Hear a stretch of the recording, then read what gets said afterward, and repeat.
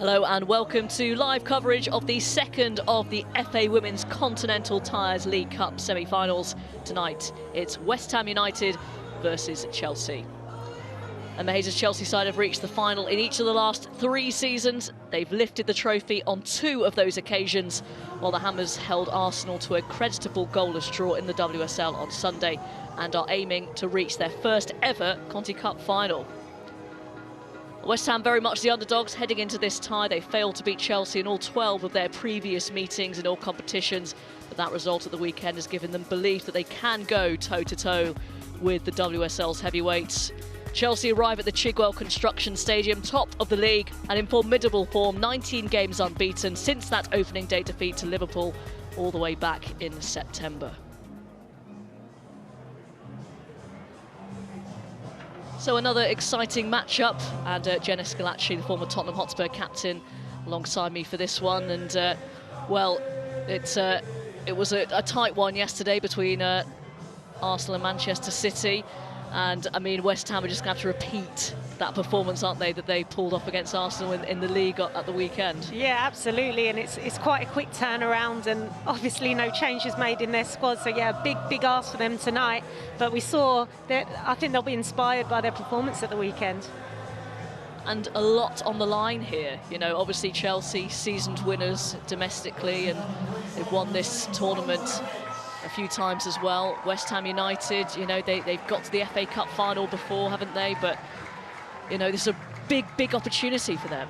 They'll be looking to make their own little piece of history tonight and get to the final. I think, you know, that performance on Sunday will bring them so much confidence, you know, and they'll know that they can compete against the big teams after taking a point off of Arsenal on Sunday. So yeah, same again from them tonight. So here come the teams, the chance to compete for the first silverware of the season. Plenty at stake for West Ham, who are aiming for their first ever Continental Cup final. And Chelsea already laden with domestic honours and hungry for more.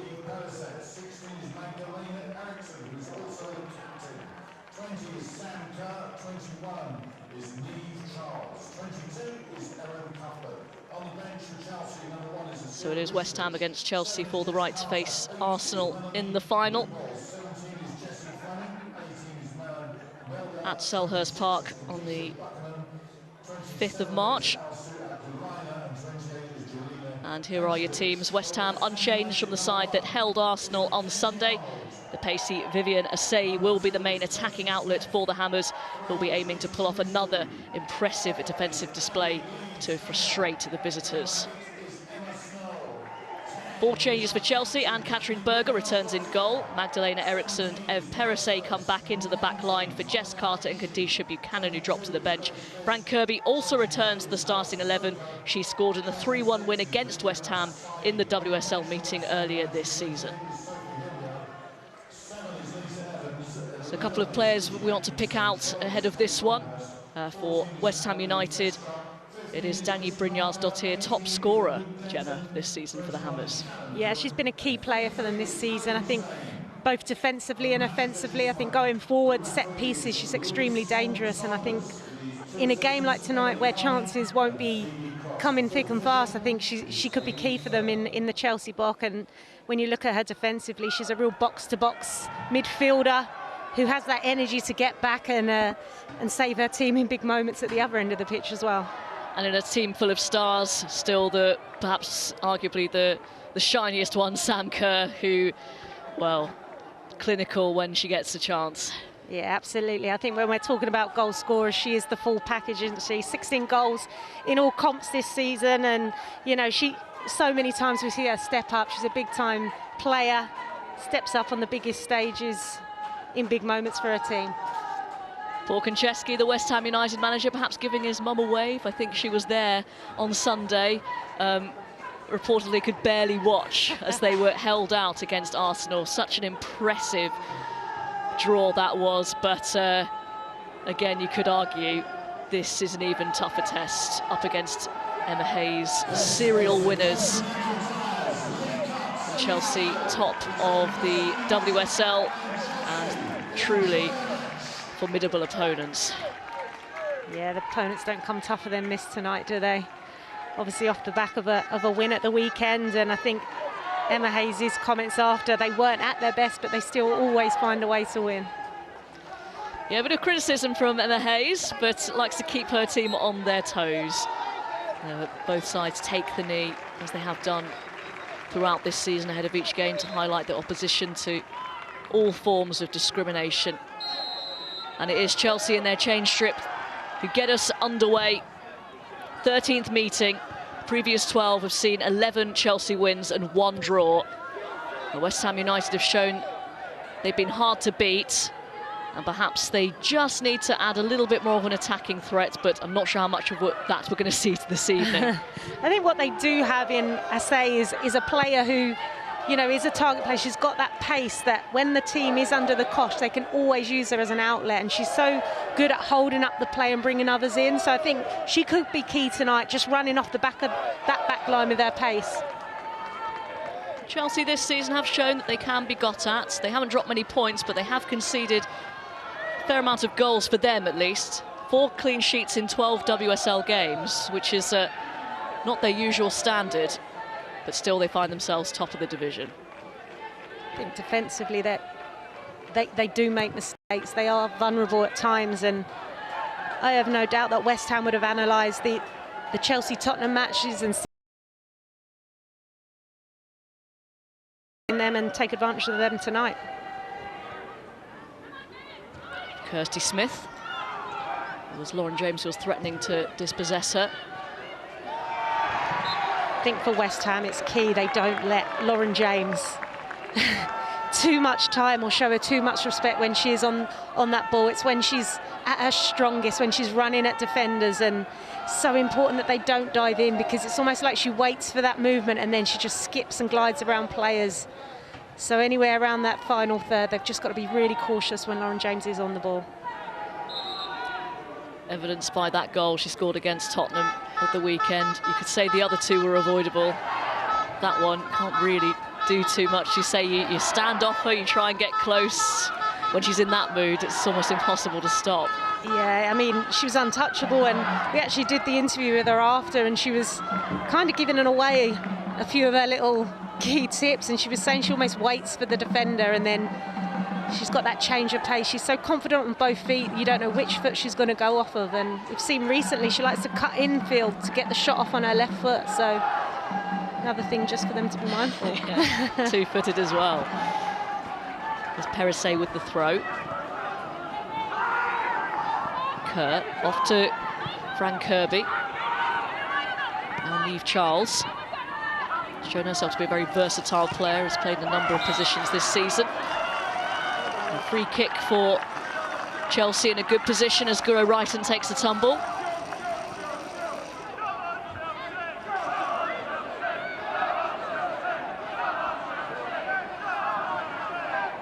A little bit too quick for Abby Lee Stringer.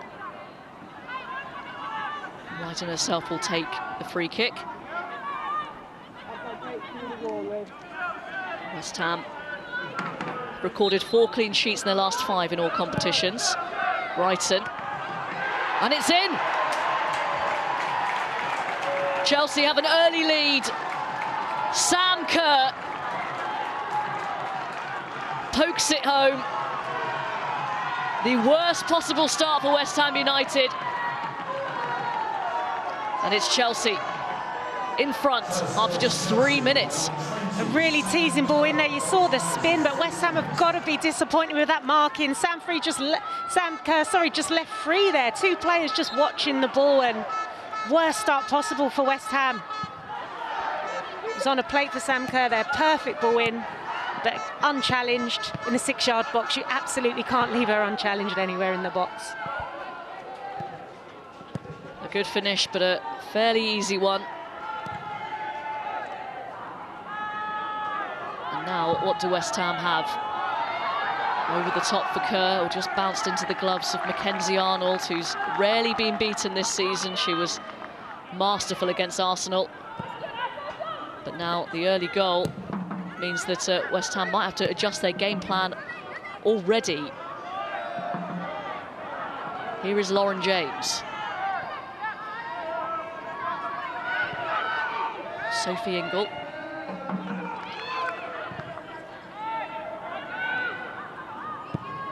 I think now it's key that they just settle. Can't afford to concede another goal so quickly after. It's important now that they just get their touches back on the ball and just get the team out of their own half for a bit, take the pressure off of that defence. Hayashi into Brynjarsdottir, who's got a bit of space. Here's Vivian Asseyi. Couple making their way into the middle now. Phyllis on the overlap. Asseyi still has hold of it. The offside flag has gone up against Melissa Phyllis, and that was a shame. That was a promising move for West Ham. Yeah, really frustrating, especially after that pressure they've been under. Asseyi doing exactly what we said she would do at the beginning of the match, just carrying her team forward, holding up the play, getting the team up the pitch, and then just Phyllis there not aware to the line and caught offside, and now they're back out of possession. Got to regroup.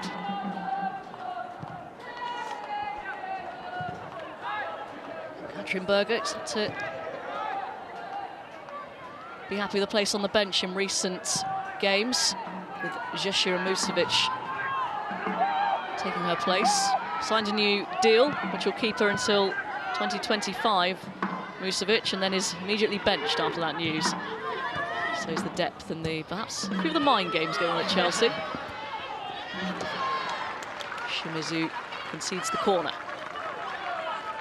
They'll need to be better at this set piece, West Ham.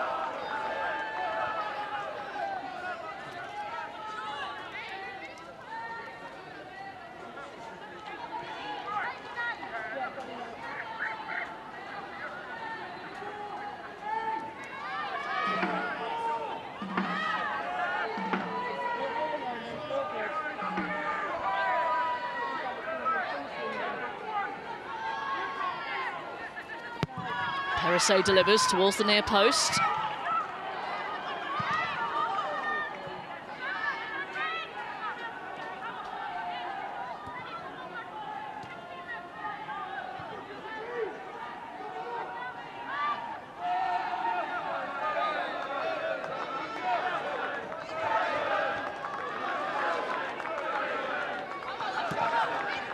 Cuthbert controls beautifully, finds Kirby. Now Sophie Ingle. Kirby tried to spread the play out to the far side, but it's cut out, and here's Brynjarsdottir, and this is where West Ham could perhaps be dangerous on the counter. Numbers flooding forward here. Brynjarsdottir's still got it, and here's Snurler. And Millie Bright went to ground and conceded the corner. She had to time that right. Yeah, excellent work there from Brynjarsdottir. There was the touch for me to take her away from Ingle and then just drive the team forward. Bright there recovered really well. But yeah, Brynjarsdottir, that is exactly what she brings to this team. Just that energy in midfield, that intelligence. She saw Ingle coming, and it was a simple drop of the shoulder to beat the press and set her team on the counter. And I'm sure Brynjarsdottir will be the target here. She is so good in the air. And she scored a header in the WSL game against Chelsea. Millie Bright gets there first this time. Shimizu back in. Well, Brynjarsdottir's made the run. And a good, hefty punch away from Ann-Katrin Berger. And it nearly fell to Brynjarsdottir. Still getting up off the ground. Just couldn't get up quick enough there, could she? Rolling into her. Difficult when you've got those long legs. They've already shown West Ham, though, that they have real intent on the break. And also when they get those set pieces, they cause some problems. I think for me, Brynjarsdottir is one of the best players in this league. Aerially, I think she's fantastic. And we spoke earlier, not just because of her height, but just how clinical she is and dangerous in front of goal. You know, you've seen her score all types of goal, not just with the head. So yeah, a real key player, especially in games like this where, you know, a set piece could be the difference. He's took over the captaincy after Gilly Flaherty left for Liverpool. Certainly leads by example, very vocal. Key part of the Icelandic team as well. Here is James. Goes for the early ball in towards Kern. It's well defended by Sissoko. Few hearts in mouths, but she clearly knew what she was doing. Got real composure at the back. French international.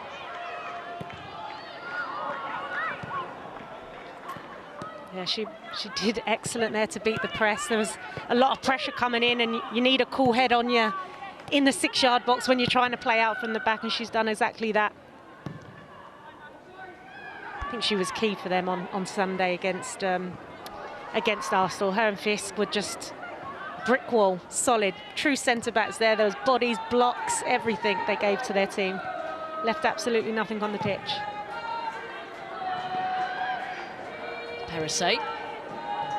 On to James. Pursued by Smith. James takes it on. Tries to play in Kirby. That's an inch-perfect pass. It's Fran Kirby. It's 2-0. Wonderful Chelsea goal. Lauren James with an inch-perfect assist, and Fran Kirby with the composed finish. Chelsea in full control of this tie.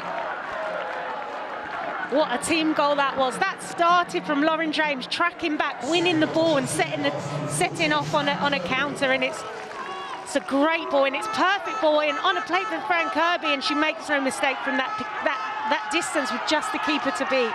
But that all started from Lauren James working back, winning the ball, and then setting the team off.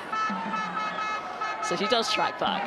I think she's listened to the interview, and she's not given Emma Hayes any reason.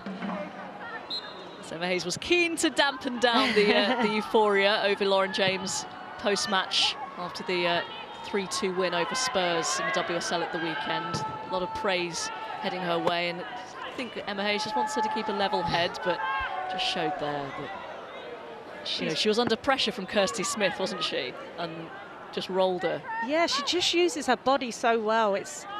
She's such a unique player. I don't think we've seen a player like her. And just everything's just so effortless. The way she moves the ball, the way she moves the body. Doesn't even look like she's really at the top gear, but when you're playing against her, you can't get near her.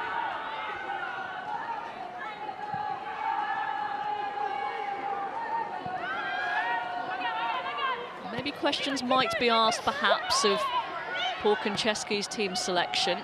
We're slightly surprised that named an unchanged side. Obviously did extremely well against Arsenal, but as you mentioned, Jenna, it's a very tight turnaround, and not a lot of time to recover. Yeah, I think especially the manner in which the game panned out on Sunday. I think 45 minutes they pretty much played without having any of the ball, and I think not just physically but mentally, when you have to switch on for that amount of time and they were under so much pressure, it does take it out of you. And yes, they would have been absolutely buzzing after that match, but they've not had a lot of time to recover. And I think here you see the changes that Emma Hayes and Chelsea have made just shows you, the luxury that they have, that they can change their team and the levels don't dip. Whereas obviously West Ham probably are not in a similar situation of had to start with the same team, and up against a similar opponent, it was always going to be tough. There's Hayashi. Snurler. Dispossessed. Sissoko gets a foot in, and Brynjarsdottir slides in. Kirby over the top for Sam Kerr. Fisk gets back in a good defensive position. On the overlap, Niamh Charles can't quite angle the shot / cross towards goal. There's a very, very tight angle there for Charles. I don't think she was ever going to be able to execute that and keep it on target. But again, when they're in the final third here, they're moving the ball, the awareness from Kirby there to see Kerr on her way. And then Kerr just slips it past, but the angle is always going to be tight.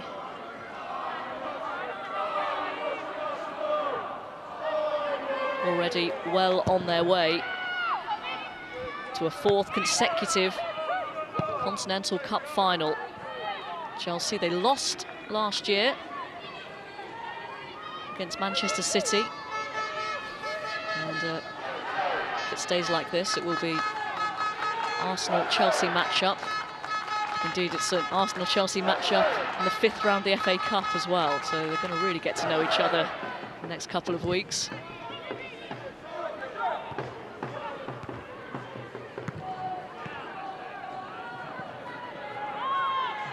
A real fight for domestic trophies this season. Yeah, it's starting to hot up, isn't it? Especially after the weekend of results. Title race is open again. Chelsea back in the steering seat where where they're used to. Now the rest of the pack have got to chase again. 2 points ahead of Manchester United after they dropped points to Everton, and Arsenal dropped points to West Ham United.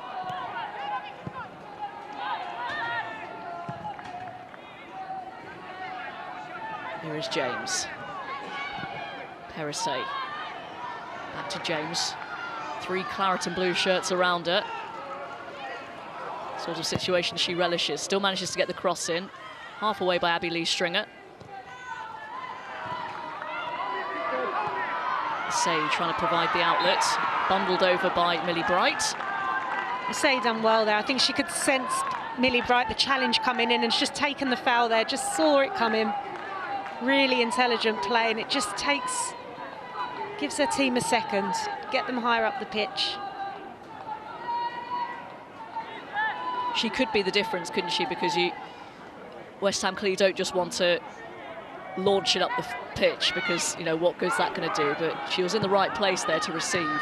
Yeah, definitely. I think she just needs her teammates to get up a little bit quicker and support her there. But obviously there she's noticed there wasn't anything on, so take the challenge and see what comes from the free kick. But yeah, as you say, I think pace-wide, if she plays off the back of the shoulders, I think in a foot race she should win it every time against the 2 centre-backs of Eriksson and Bright. There's Phyllis. Goes all the way back to Mackenzie Arnold.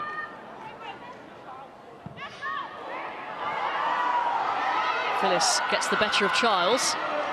Twisting and turning, trying to find the space for the cross. And away by Eriksson. Just couldn't get any power behind the cross there. Easily defended by Eriksson. Former Arsenal Academy product. A very different feeling, I'm sure, for Paul Konchesky than the one he had at the weekend. But showing a bit of fight here, West Ham. And they provide a bit of... well, provide a clinical finish. It's perhaps the only thing that's missing from this team. Snurler, away by Bright. It's going to be picked up by Hayashi. Closed down by Cuthbert. Bright done well there. I think Berger come out. Could have been a bit of a mixed communication, but she headed, cleared the danger way out of the penalty box. It was a good delivery into the back post.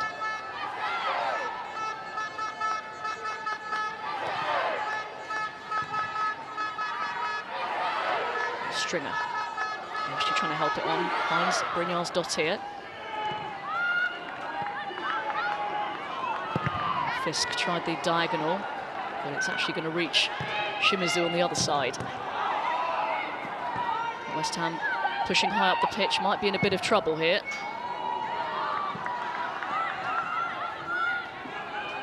It's Fran Kirby. West Ham now funneling back into a good shape.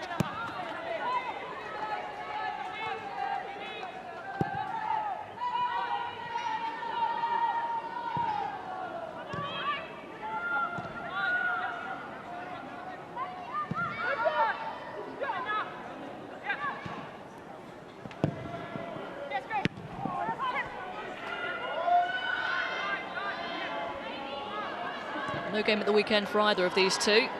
Next up is the FA Cup. It's the international break.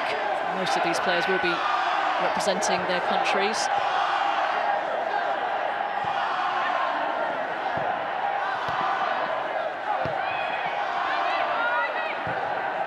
For England, it is the Arnold Clark Cup, second edition of that, which England won last time. Where it all started last year, wasn't it? The excitement started after that win. The Millie Bright golden boot. She'll be looking to defend that title.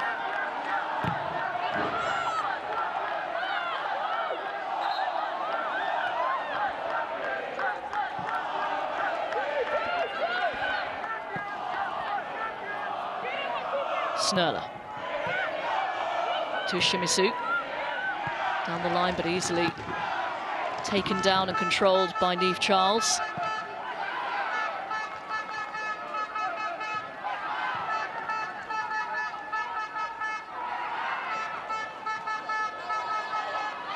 James. So elusive. To drop of the shoulder, a shimmy, and she's away. Here's Sam Kerr.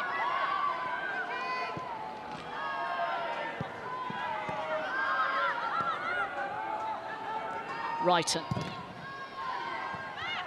Oh, it's an awkward one for the keeper. Kenzie Arnold wasn't too sure about that. Yeah, she fouled by Erin Cuthbert. Just a bounce just in front of her there. I think she was going to catch it, but the pace and the slight bounce just threw her off. But again, really confident build-up play, and it all started from Lauren James again with back to goal. Looked like she was going nowhere, and it's just that change of pace to switch up the pace of the game. And Wrighton there just gone with a lot of power to get the ball into the box, which took Arnold off. Caught her by surprise a bit there.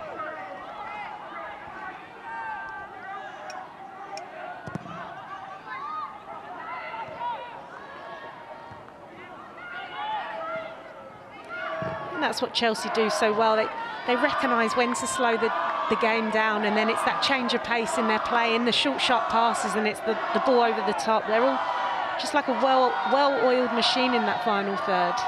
You just see the combination straight off of the training pitch.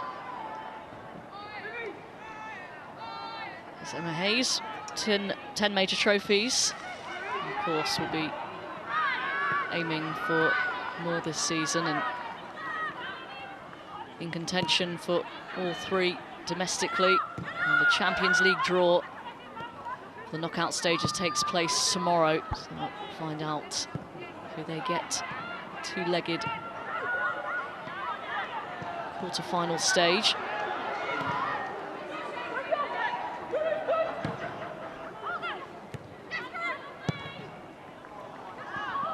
Sissoko tracked Sam Kerr extremely well there.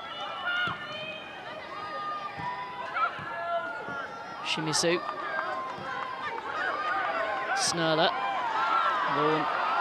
West Ham have lost it. It's Kerr. It's 3-0. Big error at the back from West Ham United. And Sam Kerr has surely now fired Chelsea into the Continental Cup final. Yeah, it was just the loose pass into the path of Kerr, and she's not going to miss from there, just to keep her to beat. Back to goal, just spins on it, touch and finish, a fantastic finish, but far too easy. Mistake again from the West Ham defence. I think defensively they'll be really disappointed with the way they've started this game, but I do think you put it down to the Sunday and how well they defended. It's so hard to maintain them standards, and obviously Chelsea are looking fresher than ever and pouncing on every mistake they make. It's difficult to see from that angle. I think a couple of the West Ham players were appealing for offside. I think you've just got to play to the whistle in those moments. You can't rely on the referee to blow up. Just continue the phase of play and wait to see the outcome. We've played just about a quarter of this game now, and it looks like it's already done and dusted.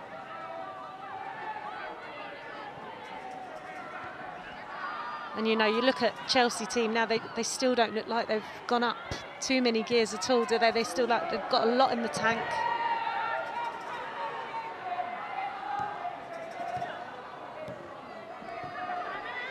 Brynjarsdottir wins it back. That's Neats from West Ham. Stringer. Now Shimizu. Just seen out of play. They've shown some good touches. Yeah, they have, but I think if you look there, she's got 3 Chelsea players, so even at 3-0 up, you see the desire of every single player in a Chelsea shirt to get back and win the ball back as soon as they lose it, and I think that's the mentality. It's 3-0 up, you could maybe, you know, take your foot off a little bit defensively, but they're not. They're getting back. I think they know the competition within their own squad, and every time they step on that pitch, they have to give everything.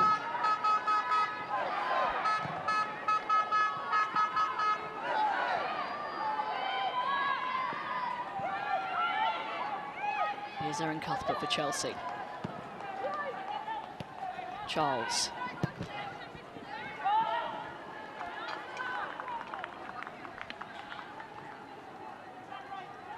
On their way to a extending their unbeaten run to 20 games in all competitions, Chelsea, after that shock defeat to Liverpool the opening day of the WSL season.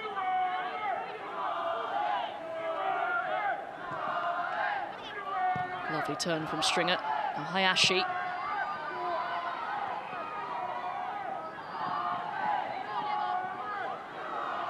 Snella trying to get away from Perisset.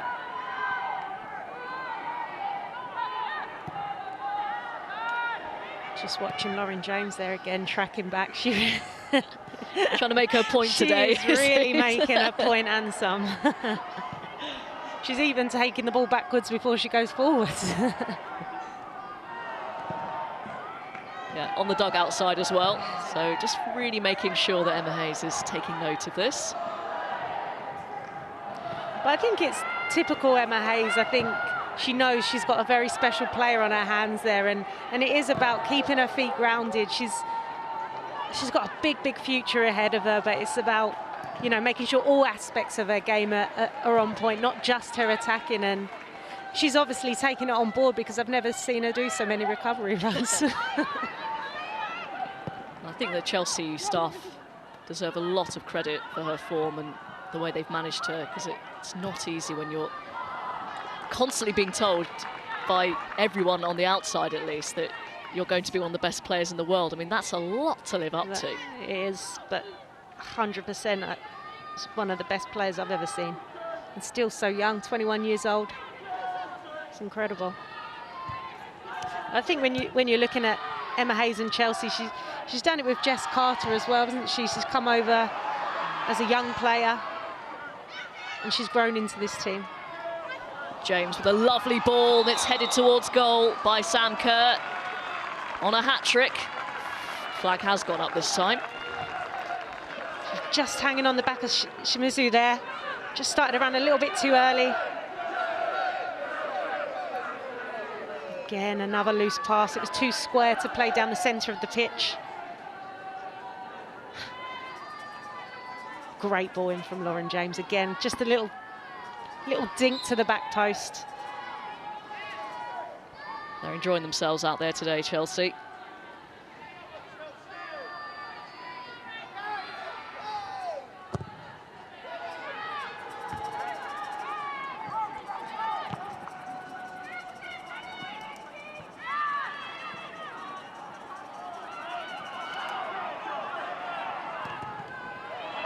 Sissoko taking a chance. Just looks a little bit careless tonight. Yeah, I think there's too many square balls being played out from the back there. Obviously, it's part of their style, but I think there's at times when it's not on, sometimes it is just, can you hit plan B? Can you go long? Take the pressure off. They're trying to place straight balls out, and the press is just too good from Chelsea.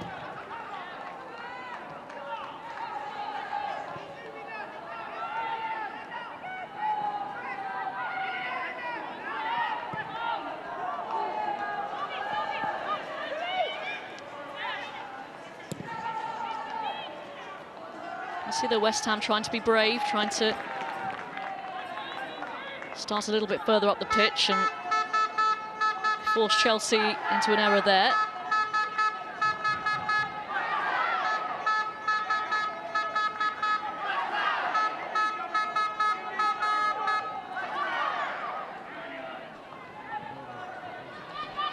Dottir, one back. James to Perisset.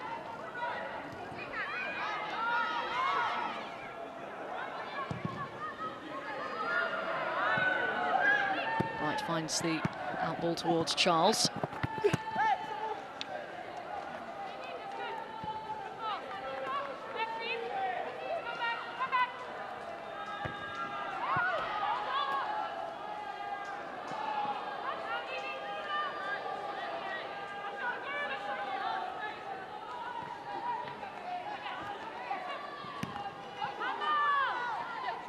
Claims for a handball against Brynjars-Dottir, but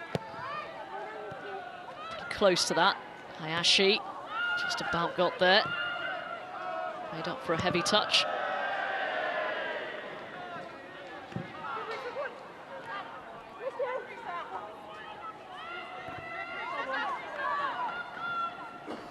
Do you feel West Ham have tried to play the same way as they did at the weekend? They haven't just executed it as well?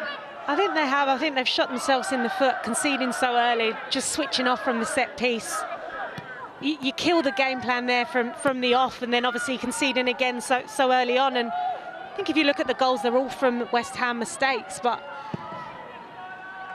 I think this Chelsea team and the way they moved the ball in the final third, especially against this West Ham, who did put in a big shift on Sunday, they're starting to look tired already. It was always going to be a big ask to set yourself up to play on the back foot again and play. I mean, you go into a game against a team like Chelsea and you expect not to have a lot of the ball. And sometimes mentally more so, it's more tiring to remain focused. And, you know, when you're conceding 3 minutes in against a team like Chelsea, you give yourself such a mountain to climb. Eriksen was just caught there by Say. I think the difference as well between this Chelsea team and the Arsenal team is obviously Arsenal are struggling with that striker role, scoring the goals, whereas in this team there's goals everywhere. So yes, you can set yourself up to defend, but there's players there that can produce that moments of magic, you know, and that's the difference for me between the Arsenal game and Chelsea here.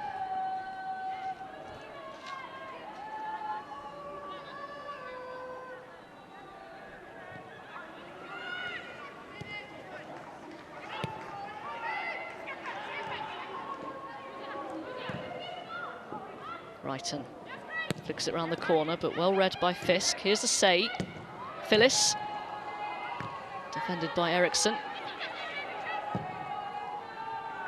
Cuthbert goes long, and it's a good ball, but Mackenzie Arnold decisively out off her line to deny Sam Kerr run at goal. Yeah, she had to get the timing right there. Sam Kerr had timed her run perfectly to beat Sissoko. Sissoko just a bit wrong-footed, faced back to goal, and Arnold was there at the right time. It looked for a second that Kerr had got the better of her, but she arrived perfect timing.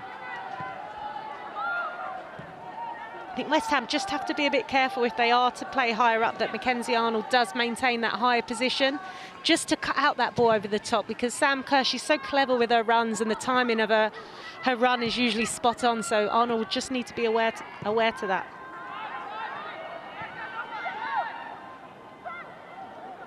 No pressure on Sophie Ingle. Kirby.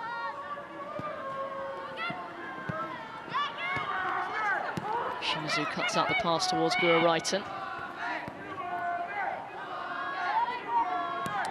Now that's where you don't want to see your number 9, Asai, back retrieving the ball. You need to have her up top, be that target player.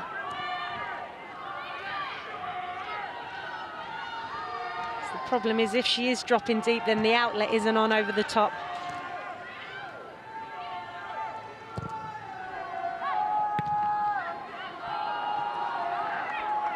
Here's Kirby, away from Asai, plays it in towards Cuthbert, and that's a good save from Mackenzie Arnold to deny Chelsea a fourth. Yeah, it was an excellent save. She's just made herself really big, left her leg out to deny Kirby the goal. But again, West Ham very slow to react to the balls that are dropping in the midfield area. They're always second to react. Just see here, some great footwork from Kirby, just a little layoff, and Cuthbert trying for the bottom corner, but Arnold done excellent there just to make herself big and deny Cuthbert the chance.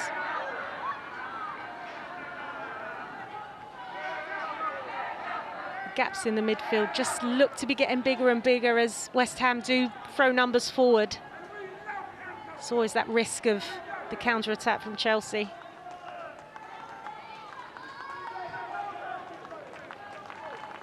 A chance from the set piece for Chelsea now.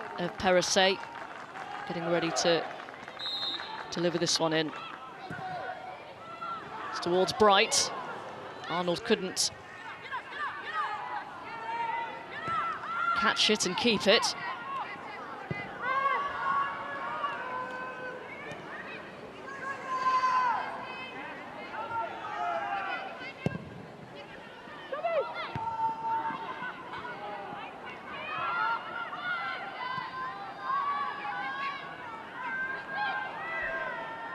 approaching the final 10 minutes of the first half.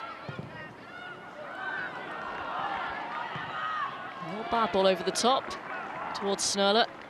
I imagine we'll might see a few changes to the West Ham team at least, and possibly the Chelsea team at half-time. Yeah, I think West Ham, for me, they're looking very tired. They're slow to react. I think they obviously need... They do have options on the bench. You've got Evans on there, Longhurst on the bench. Not a shot on goal yet, which is disappointing from them.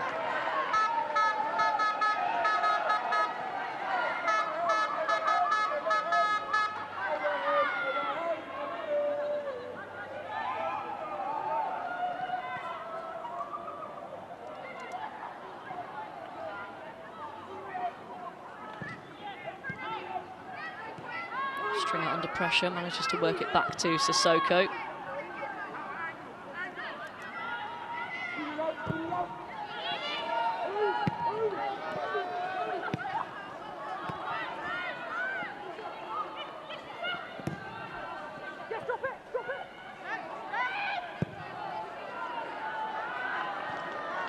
It's a great ball over for Snurler.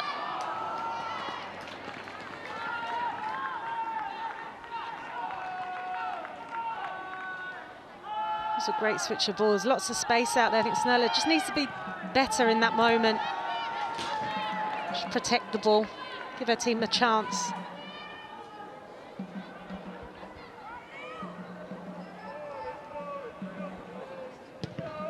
Cuthbert clears. I think the problem that this West Ham team will have if Chelsea do make changes, you're looking at their bench. Top players to bring on. It's not what you want to see when you're tired and still got 45 minutes to play. Here's a say back to goal, but manages to turn away and find Snurler. Unopposed, gets the cross in, away by Eriksson. Stringer.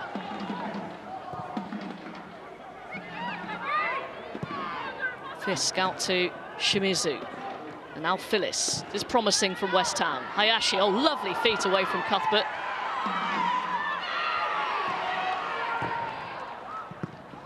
Fantastic feet from Hayashi. Saw Cuthbert coming in with the challenge. Thought she was unlucky there not to get a free kick on the edge of the box. I thought she was quite honest, staying on her feet. I think you could hear a few protests there. Cuthbert, the fistful of her shirt, I think. They do have a free kick. Much further away from goal, though.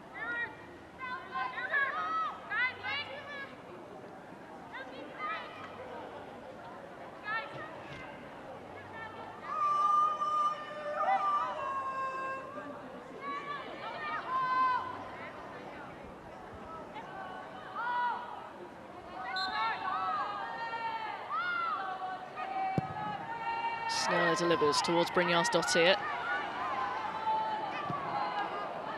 Cuthbert has hit Lauren James, didn't get the pass in front of her. Phyllis goes down, gets the decision.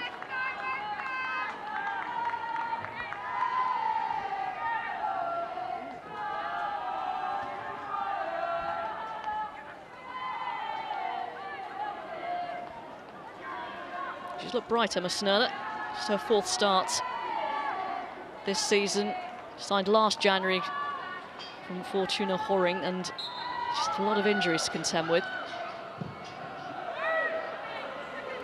And it's towards Brynjarsdottir. It's won by Kerr.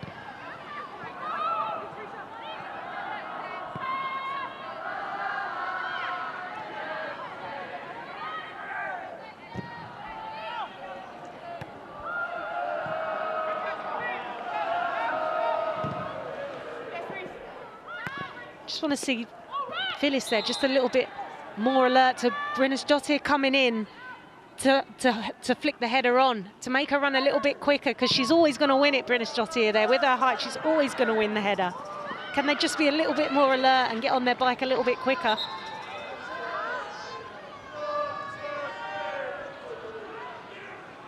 Fran Kirby down on the deck. It's always a worrying sight.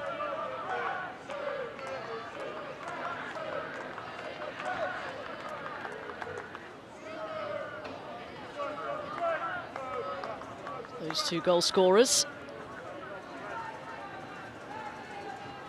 Two for Sam Kerr, one for Kirby. All very well crafted. Although the third one, a gift.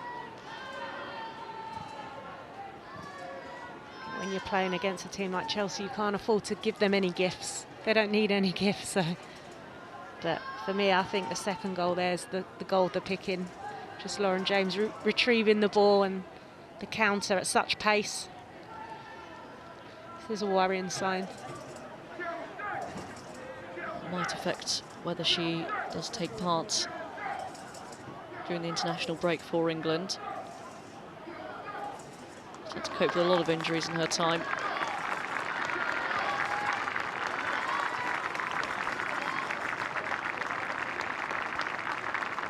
Might be worth not risking her.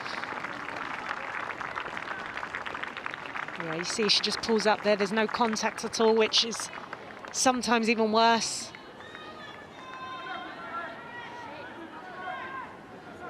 I think you know as a player if you can feel it, especially when it's unopposed, when something goes, but hopefully it's not as bad as it looks there. We'll wait and see if she chooses to continue. Looks like she wants to give herself a chance, or actually looks like the gloves are coming off. You know, Chelsea 3-0 up, it's really not worth it. Taking a chance. No, she's a player, we spoke about it before the match, didn't we? She just doesn't seem to have any luck when it comes to her injuries and illnesses, and yeah, wishing her the best, and hopefully it's not as bad as it looks, as we say.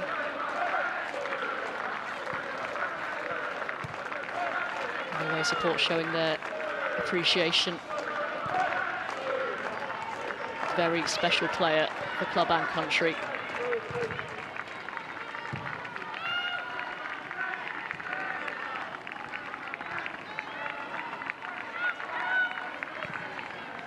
So momentarily, at least, Chelsea down to 10.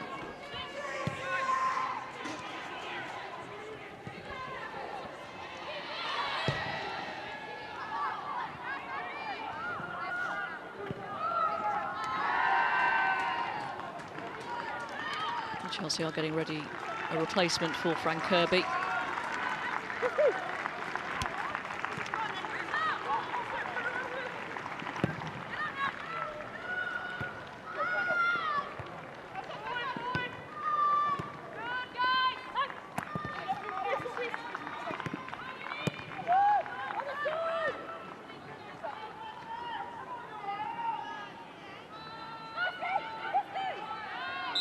Fisk challenged unfairly by Cuthbert.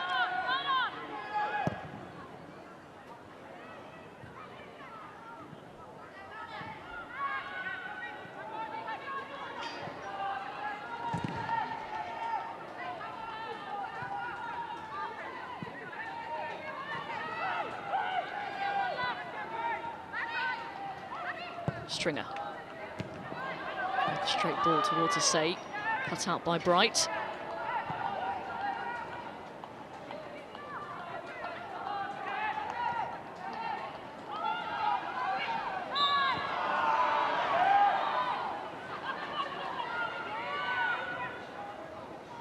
Substitution for Chelsea, replacing number 14, Fran Kirby. Evening is at an end.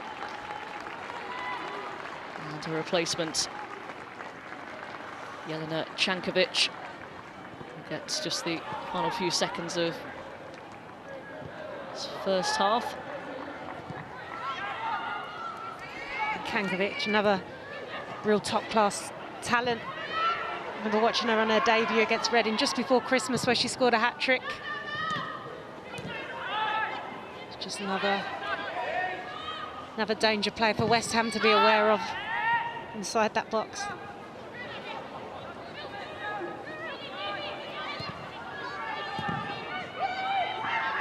Cuthbert. Forces indicated a minimum of 2 additional. James through the lines. It's Kerr, and it's 4 for Chelsea, and a hat-trick for Sam Kerr. Ruthless. Her 6th hat-trick in a Chelsea shirt, and another goal that West Ham will not want to see again. Yeah, Sissoko just got her feet twisted there, just lost herself there for a second, and then Kerr just takes one touch around the keeper. She doesn't even need to look to see where the goal is and just buries it home. But again, frustrating from West Ham, just handed it on the plate there and into Sam Kerr's path. I think Sissoko just needs to be a bit careful. She was a bit clumsy in that moment. Her team need her now. But if we're looking at the goals conceded, most of them have come from mistakes, West Ham's own mistakes, and I think that does come down to tiredness. Not a good-looking scoreline to go into half-time with, for West Ham United at least.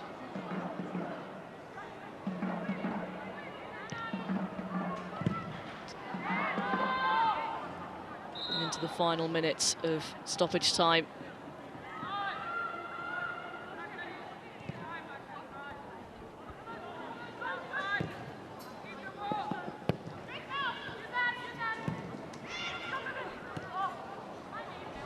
Say. Good idea. You could see what she was trying to execute. The ball was just too straight. Berger comes out to retrieve.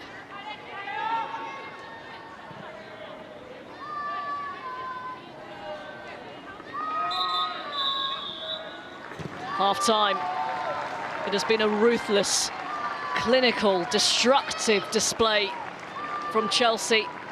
In the first 45 minutes, Sam Kerr with a hat-trick, Fran Kirby with the other goal. Unless there's some sort of miracle to happen in the second half, it's Chelsea who'll be going through to the Continental Cup final. Half-time at the Chigwell Construction Stadium. West Ham United 0, Chelsea 4.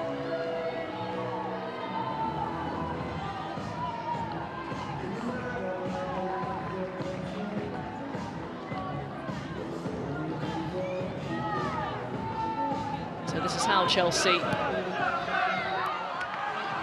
got that 4-goal lead. Started very early on, Jenna. It did. It was a great ball in. Sam Kerr, unmarked, no challenge at all on her. Two defenders very close, but no challenge, and good finish in the end.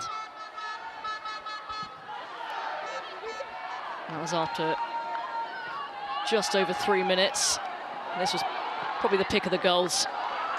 Yeah, fantastic play initially from Lauren James and Sam Kerr, and then Kirby, cool, calm, composed, and slots it home for goal number 2. It's here, just a little give and go with Sam Kerr, and James does what James does, just gliding through, and beautiful finish from Kirby.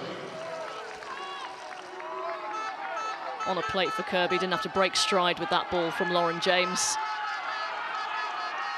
Unfortunately, Kirby was withdrawn.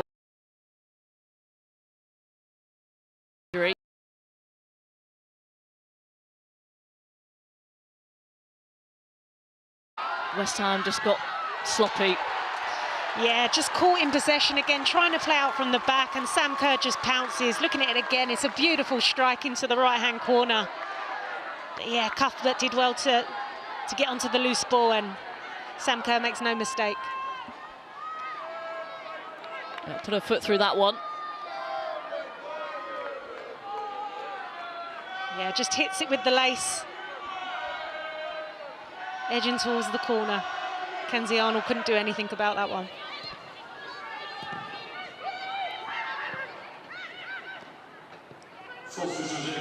And then, well, it was the build-up initially looked like it was stopped, but then West Ham played themselves into trouble again. Yeah, Sissoko trying with the back pass. couldn't get enough on it to get to Arnold, and Kerr's there to pounce, touch out of her feet and slots it home in the bottom corner.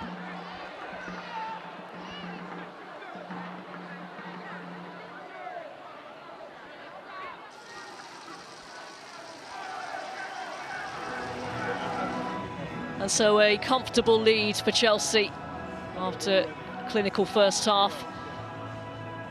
Second half will be with you shortly.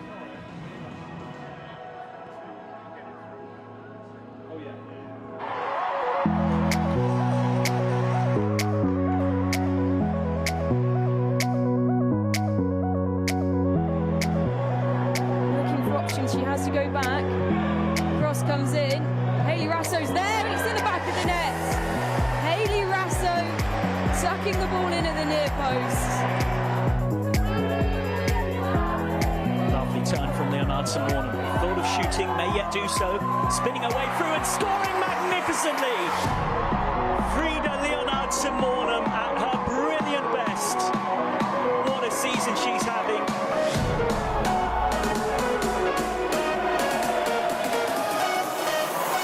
City on the attack once again. Hayley Rasso in through on goal. She can tap it past. So easy that for Hayley Rasso. Manchester City 2 goals up within 12 minutes.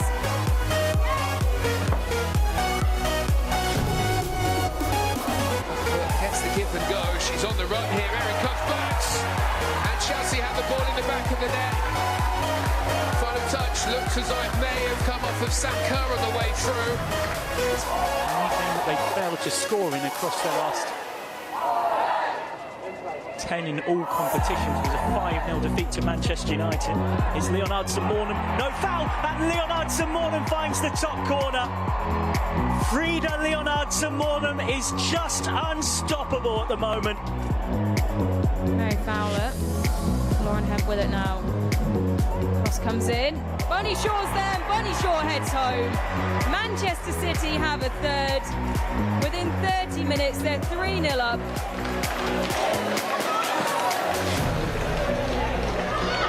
Pass. Good one, and it's well taken down here by Lauren James. James is away, the cutback is good, and the finish is excellent. Kirby off at the bench. Goal number 2 for Chelsea. Blackstenius. Now Leonardson Warner on a hat-trick, sets it wide for Ford. It's Ford. Caitlin Ford quite possibly secures Arsenal's spot in the semi-finals of the Conti Cup. Bunny Shaw is on the attack here, into the box, taps it to the side of her. Lauren Hemp's there, she dances past her marker, curling ball in the back of the net. Lauren Hemp against her former club.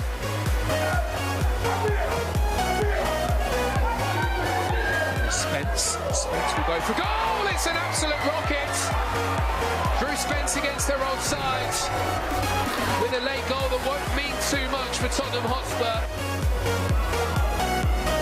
A massive mountain to climb goal-wise. Now Alexandri finding Lauren Hemp, who sends it back. Mary Fowler, how nonchalant was that? So easy for Mary Fowler.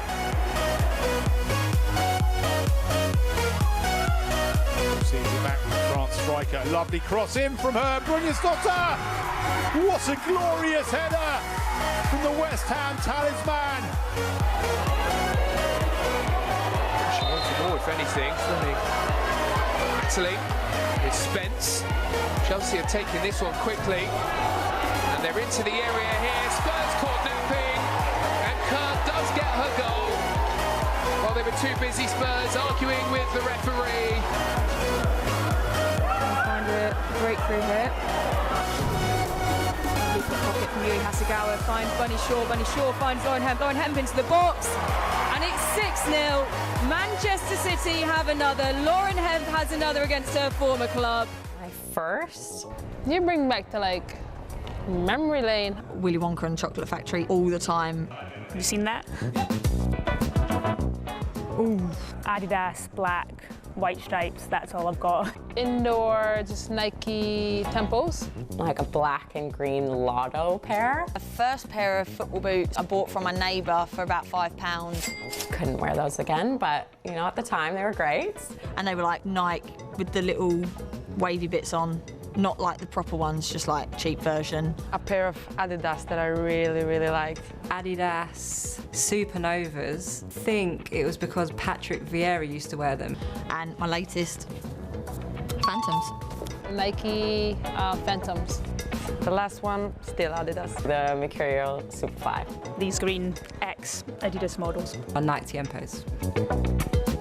My first phone was a Motorola flip phone, and you could only like fit 15 text messages on it, and one picture message would just wipe all your memory. The Razr, Motorola Razr. The chocolate LG little slide. A Nokia. I think I'm not the only one who played Snake on that one. The Nokia 3210, the one with Snake on it. Oh, what were they called? A Nokia 3310. Good old Snake. Currently got the iPhone, oh, I don't even know, mini 12, yeah, iPhone. It's iPhone 13. iPhone. Yeah, I have an iPhone now.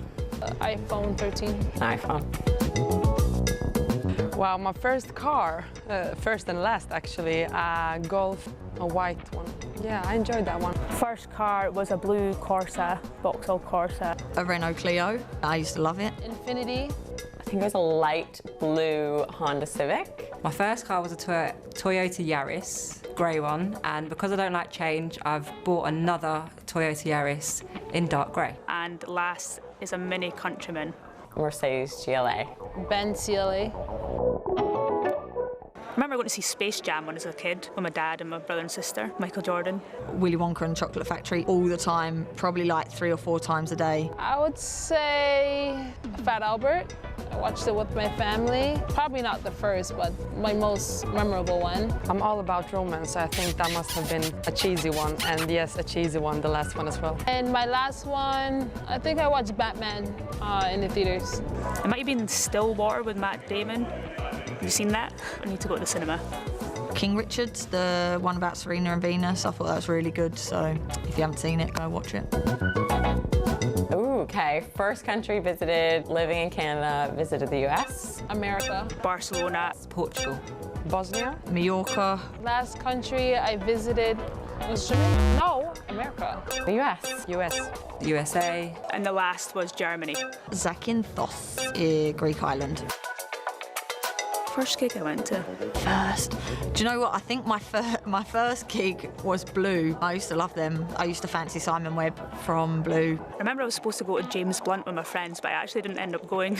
I think my first was O-Town, this boy band, which was fantastic. Actually, I haven't been to a concert. So I heard there's a lot in London, so I'm looking forward to that. I want to see Burna Boy live. First concert was actually Michael Jackson.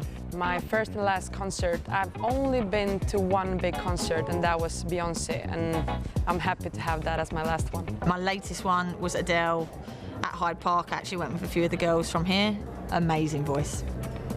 I was supposed to go to Adele this summer, but I ended up going to America. Never made it. Justin Timberlake. Sinead Hartnett and James Vickery.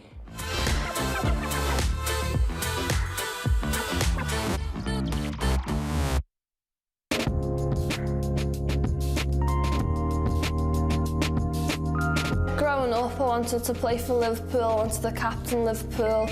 When I was captain, I was the youngest captain for Liverpool women, and it was a dream come true. I've wanted to be captain Liverpool since I was ever playing football, and I didn't think it would be possible at the age of 8 when I signed for Liverpool, and I made it come true.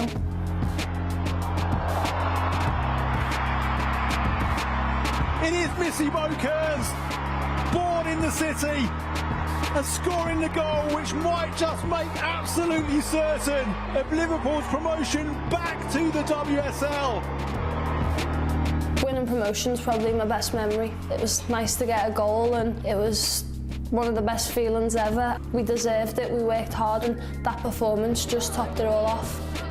To win Player of the Year, I was speechless, to be honest, because it was my first season playing week in, week out, and I had only broken the team in December, so it was half a season really, but I must have had a positive impact on the team to have won the award, and that meant a lot to me. I'm still young, I've still got lots to learn, but the players I'm training with and the opposition I'm playing against, if I keep improving, I've got a lot to offer. I think since Matt's come in, he's had a positive impact on me. He just tells me to be myself. He doesn't want me to change or act, or he just says, you be you, express yourself, and that helps me a lot because I'm quite a bubbly character and I've got quite a bit of personality and sometimes a live wire, and if he was to then say, oh, don't be like that, it'll take a lot from me as a person, and he's helping me week in, week out, and I think since he's come in, I'm improving loads. Matt's got a good balance. If we need to tell him, he'll tell us, but other than that, he's very good vocally. The way he comes across is brilliant, and the information and stuff he gives us is key, and in his first season back at Liverpool, we got promotion, so it shows how much of an impact he's having on me and the girls. Sent in towards Kerr! The spirit of champions. This league's got some of the best players in the world, and to be the best, you've got to be able to play against the best. Every year the women's game's growing and growing, and it's exciting to see. You see in the Euros, the crowd and stuff they were getting. When I was a kid, I didn't think that would be possible. I just knew going and watching men's football and men's team filling out stadiums, but now it's proven in the women's game that it can be done. I want to represent England seniors, and there's a World Cup coming. If I have a good year, there's possibility I could get selected, so that's my next aim for this season.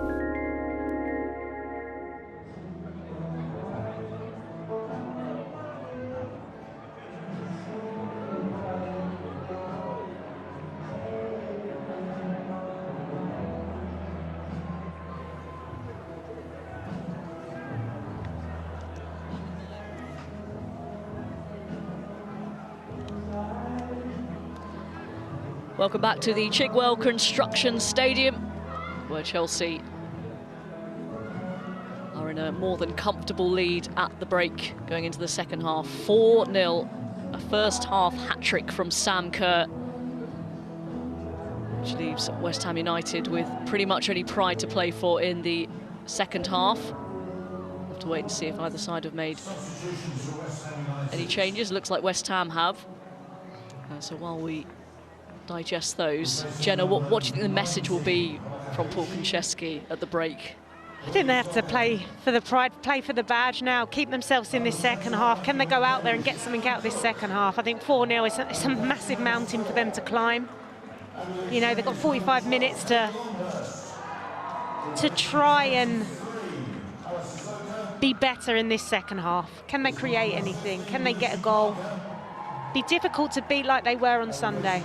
Just not handing Chelsea anything, just tightening up at the back there. So a fair few changes for West Ham United at the break. It's like a debut for Shannon Cook, January signing from Louisiana State University. Kate Longhurst, former Chelsea player, also on.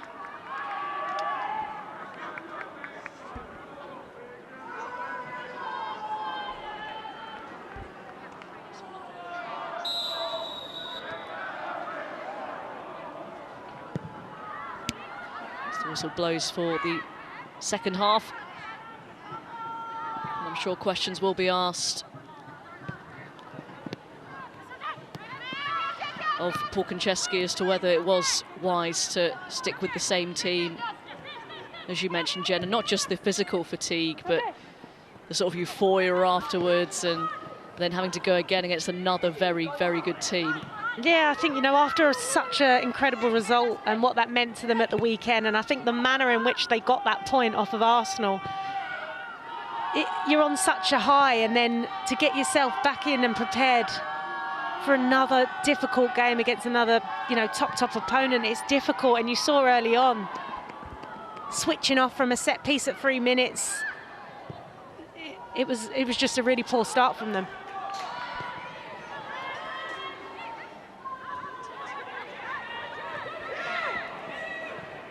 The confirmation of all 4 substitutions made by West Ham United at the break.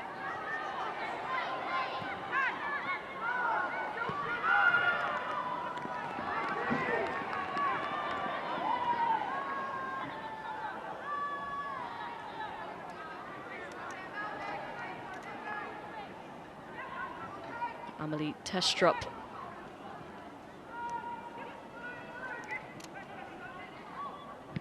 also coming on, another January signing, deadline day, on loan from PSV. You see Kate Longhurst there, just been put into the centre of the park just to protect that back 4. Extra Streld, she's West Ham through and through, will play, give everything she's got in this 45 minutes for her team. I think Falk and Chelsea would just want to see that fight within them now. That old cliche, it's 0-0. We'll try and win the second half. It's easier said than done, of course.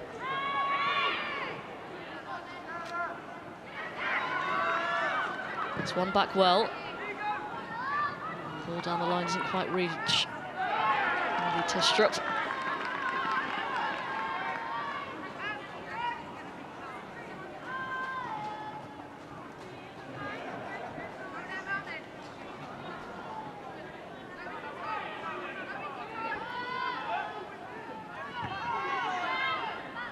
Here is Brynjarsdottir.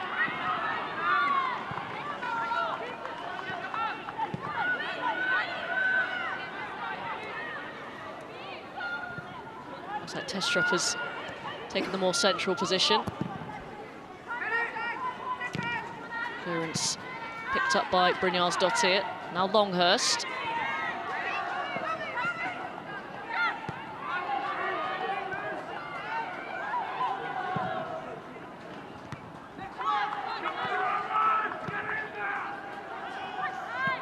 We know the demands of Emma Hayes and her coaching staff. She will not want the levels to drop, despite the healthy advantage they have. And Sam Kerr could be in for another here. Tipped over the bar by Mackenzie Arnold. What a ball from Wrighton there. It's fantastic. It was inch perfect on a plate for Sam Kerr. First time ball into the box. She was always getting drawn wide there, Kerr, with the ball. She gets the shot off, and it's a simple save from Arnold over the bar. Corner kick for Chelsea.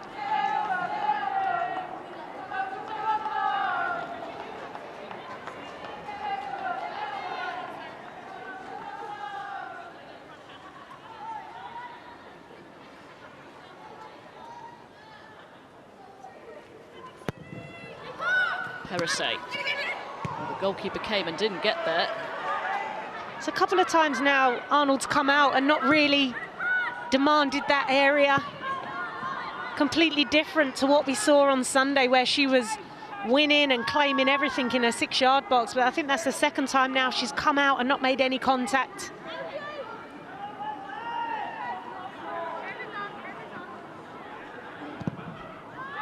Quiet evening so far for Ann-Katrin Berger. Her first appearance since the 11th of December. 3-2 win against Reading in the WSL.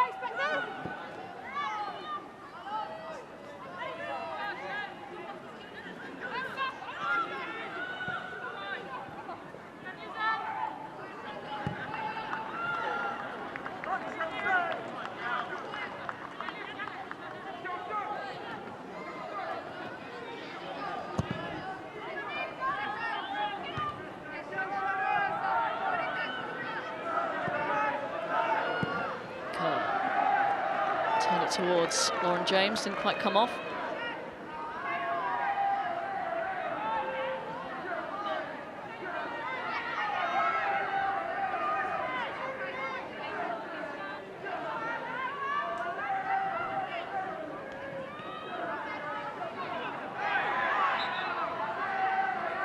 Say draws the foul off Magda Eriksson.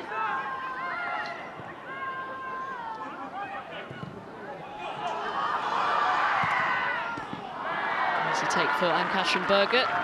Then Snurler got in behind. Yeah, better there from West Ham. Just a bit more urgency about them in their play. SAA taking responsibility with the quick free kick, and it was a good pass there from Shimizu into the half space behind the defender.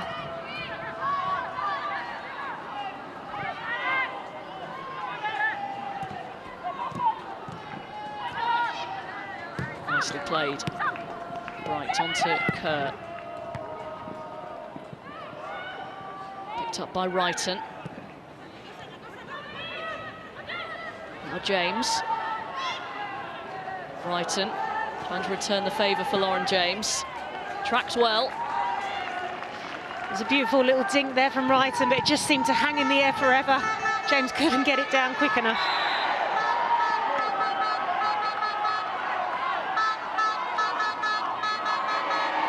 So he gets the decision.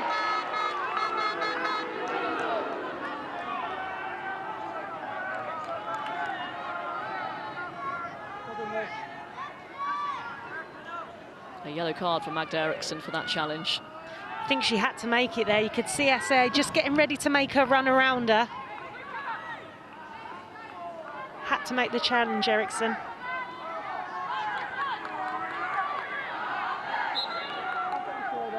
Can cause some issues from this set piece.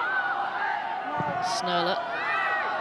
Deep delivery again. Brynjarsdottir the target. It's going to be retrieved by Fisk. Smith sends it in. Again, Ann-Katrin Berger came towards goal from Longhurst, and it's an awkward one.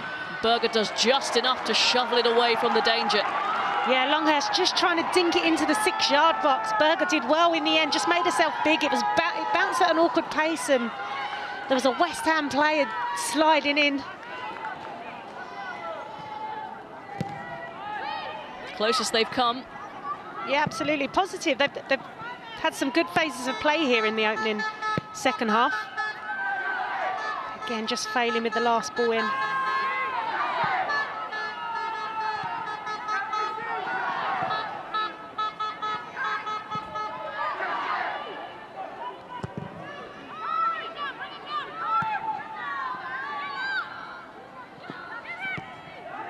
Nice play from Chankovic. Finds Perisset. Kerr with the layoff to Wrighton.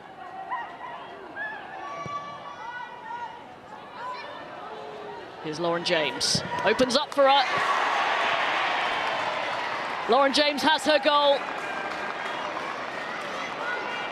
She's been imperious during this entire semi-final. And she strikes Chelsea into a 5-goal lead now. You just knew when she picked it up there on the outside of the box that her only thought was to get a shot off. Wasn't the cleanest of strikes, but it was the power that took it past Arnold. Again, just picking it up and just gliding past the defender. 1-2 touches, shifts it from her left onto her right and buries it home. She just makes it look so easy. She doesn't even look like she's broken sweat. Unreal talent. When Chelsea do pick up the ball in the middle of the pitch, you can almost see it's like clockwork. Play into Kerr, she sets, and then it's always the outlet onto the left-hand side of the pitch. There's so much space in the pocket for Sam Kerr to drop into. And the midfield stretch from where West Ham are pushing up, which allows Kerr to drop in unchallenged and midfielder to then spread the play out to the other side. Lucy Parker having to receive treatment. She's only just come on. She was one of the half-time substitutes. Substitution for West Ham, replacing number 15. It's a really sad sight. Lucy Parker, she's had to come back from injury after she was called up to the England squad for the first time. She didn't manage to go to camp because she was injured after that, and since then she's really struggled, and that is a heartbreaking sight. Anouk Denton on in her place. Makes her second debut for West Ham United, re-signed after spending the second half at the club, second half of the season, 2020-2021, but that's really devastating for Lucy Parker. Yeah, another young talent there, and obviously recognised within the England camp, and Serena, and really unfortunate to get to pick up that injury after being selected for England. And as you say, it's a really horrible sight, especially after being subbed on to go straight back off. It's really sad to see. And that is all of West Ham's 5 substitutions used up.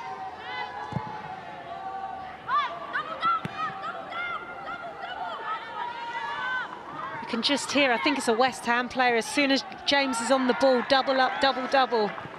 And she still comes out of the pressure. There's Niamh Charles.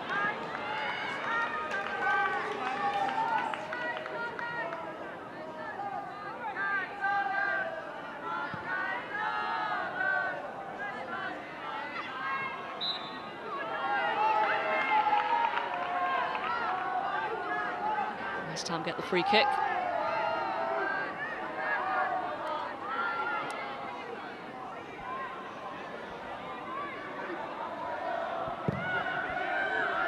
Thumped forward long. Not a bad idea at all.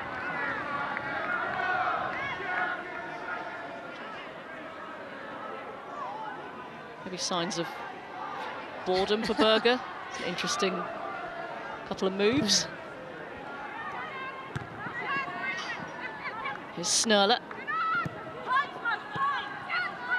Smith. That's a good-looking ball, but a little bit too much on it. Good idea. Say he's not quite that quick. Yeah, you can see what Smith was trying to do, just pierce the ball through the central defender and the left wing back. Again, it was just too straight, too much pace on it, and Berger was off her goal line.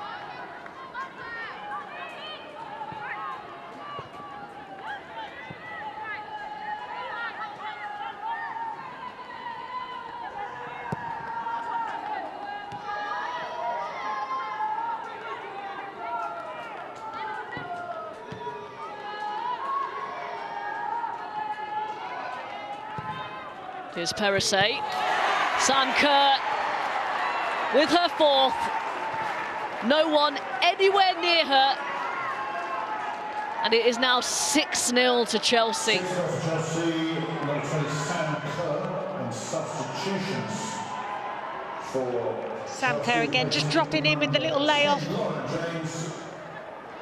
Good ball in again, though. Sam Kerr unchallenged in the 6-yard box. That's bread and butter for Sam Kerr. Far too easy. Disappointing defending again. Sam Kerr gets her 4th. And her 20th of the season in all competitions.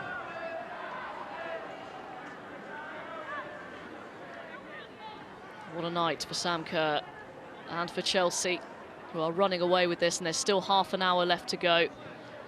In between the 2 centre-backs there, someone has to take responsibility of Sam Kerr. Communication, it looks like there is no communication across the back line. No contact at all on Sam Kerr, not even a little challenge to put her off of her stride. It's just too easy. A couple of changes for Chelsea coming up. Johanna Reeting-Kaneryd is coming on, as well as Maren Mjelde. Just her 5th appearance this season. Hasn't really been the same since that knee injury in the Continental Cup final in 2021, suffered in the win at Vicarage Road against Bristol City. A few minutes under her belt now.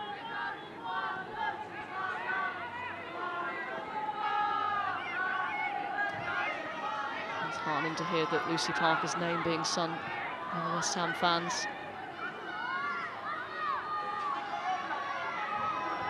Looks like another injury setback for her.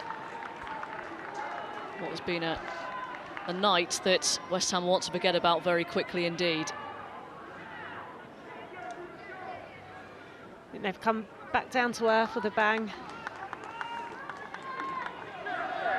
I think maybe Falk and Chelsea may look back, and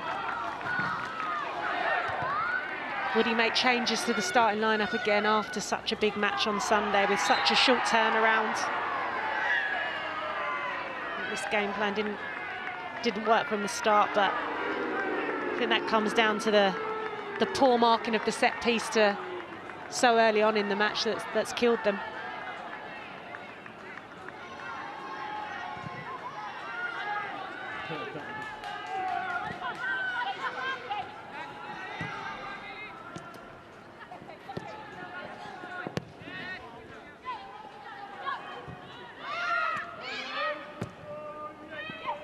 Cuthbert sends it forward. Here's Longhurst.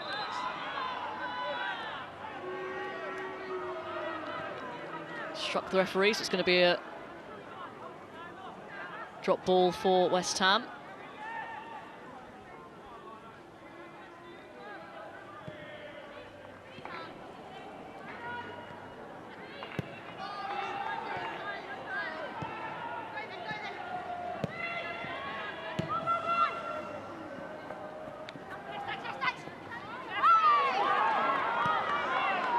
Cuthbert with a strong challenge, but a fair one.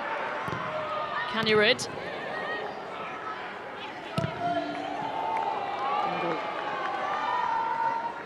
With the attempt, wide in the end. Seen her score from that distance before. You could see what she was teeing up. Just took an age to drop, and then just got the execution wrong off target. When she does score, they tend to be memorable. She only scores worldies, doesn't she?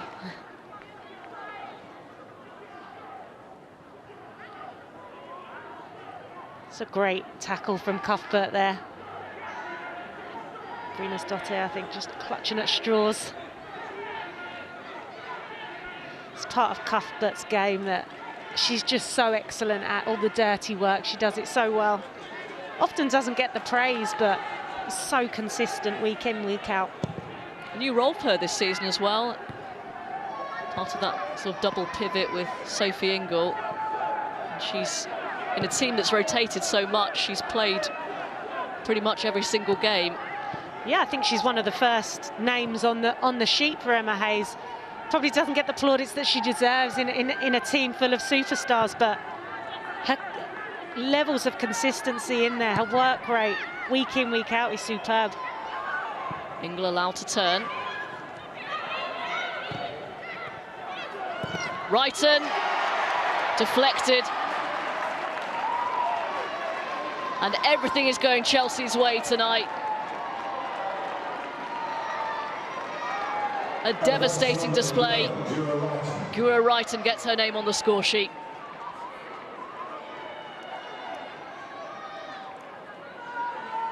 Yeah, back to goal Wrighton there.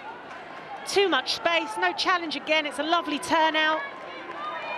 Ball here into her feet, just on the half term, and unfortunate deflection, but again, she's completely unchallenged. Not one West Ham defender gets close to her.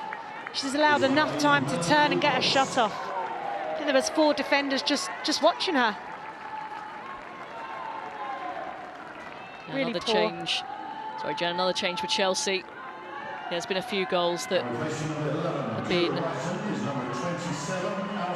painful to watch from a West Ham point of view. Mandy Leupolz coming on for Chelsea. 3rd substitute appearance since giving birth to her son in October. And a rare outing for Alsu Abdelina as well.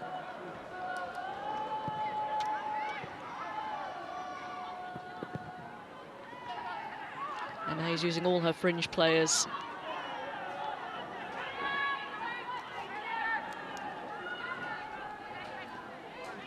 Sophie Ingle. He's gone off for Chelsea, as well as Guro Wrighton, so quite the mic drop moment for her. 7th goal. Off she goes. Millie Brown might have cleared the stadium with that one.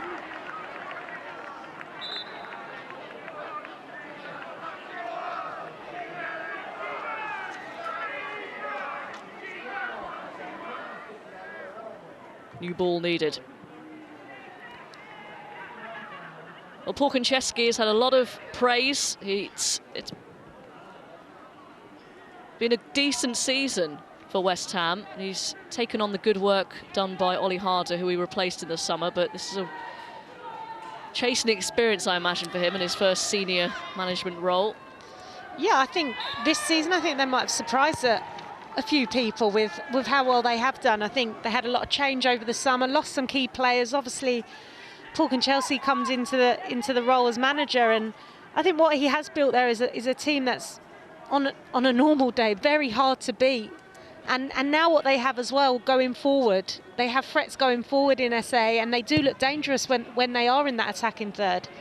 I think Brynnes Jotty has been key, but we haven't seen enough of her tonight, obviously because they haven't had a lot of possession. But I think when you rely on those key players, and unfortunately we haven't seen enough of West Ham's key players. I think tonight it will be a big learning curve for them, but it takes results like this to then kick you back on. And I think West Ham Sunday against Arsenal would have taken a hell of a lot out of them, and it was a fantastic result for them. But I feel they've still their aim's going to be to climb as high as they can up that table, higher than they did last season, and progress on for the new season. I think they've got a really strong foundation in what they have and the players they do have.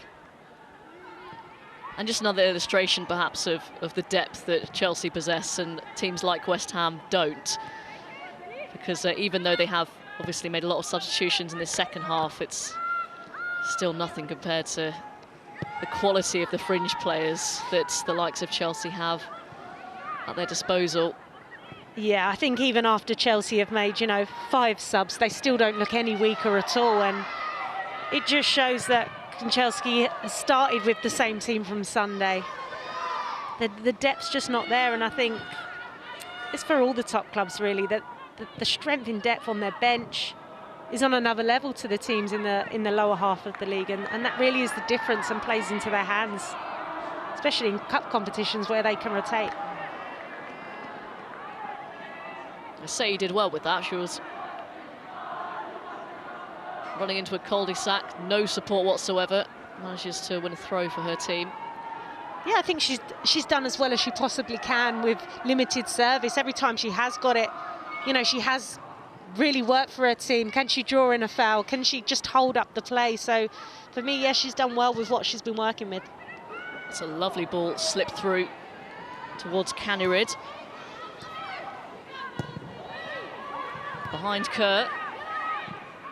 Here's Cuthbert. It's another decent ball in. Kerr just miscued the header. Fisk done excellently there, just reading the ball and staying with Kerr, giving her a challenge, making it difficult for Kerr, which we haven't seen a lot of this game.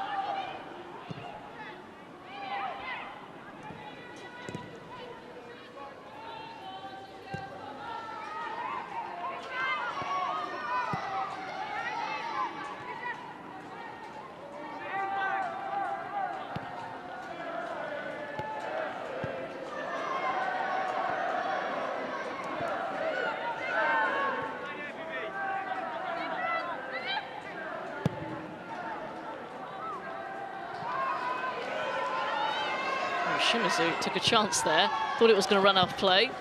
Eventually it did. Just another example of perhaps slight fatigue, the slight sloppiness that has crept into West Ham today. Yeah, got away with that one, but definitely switching off again.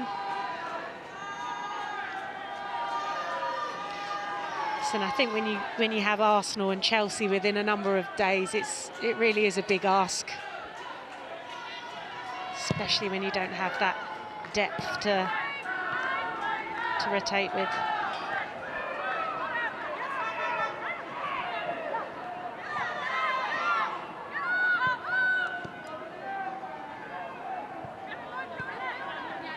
For West Ham after the international break, of the FA Cup as well for them. A home game to Aston Villa, and that will shape up to be a really interesting tie, because well, it's going to be a long wait for Paul Konchesky and the West Ham players. They'll want to put this right very quickly indeed. That's a perfect opportunity. Aston Villa, another very tough opponent, but one that they'll feel maybe slightly more confident of getting a result out of.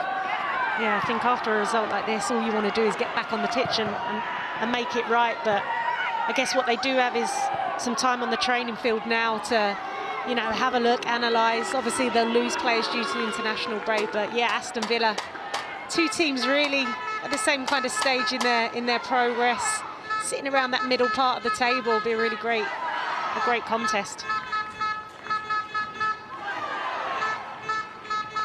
And he's going to have to stew during the international break.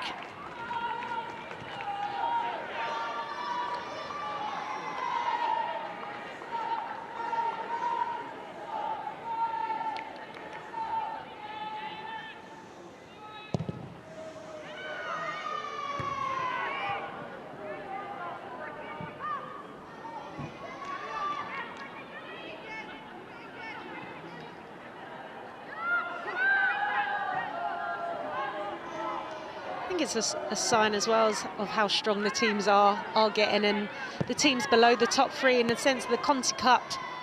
Normally we're used to seeing quite a lot of young players stepping up, but we haven't seen that as much this time round. The competition for places is as high as ever, and managers are taking no real chances.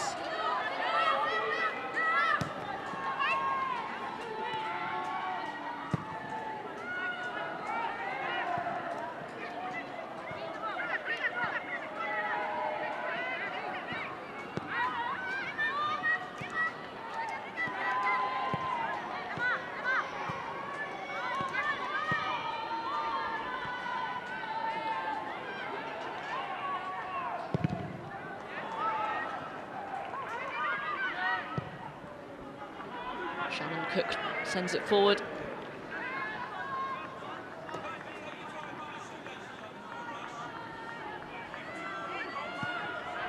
No one in the claret and blue on the end of it.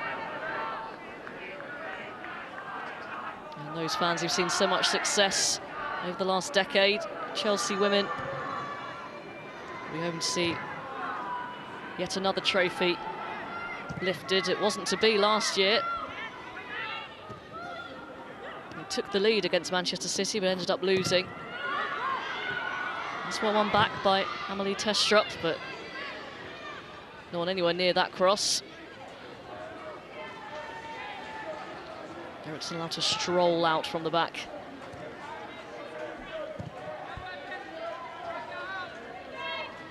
West Ham lost 6-0 to Chelsea in the semi-finals of this competition 2 years ago.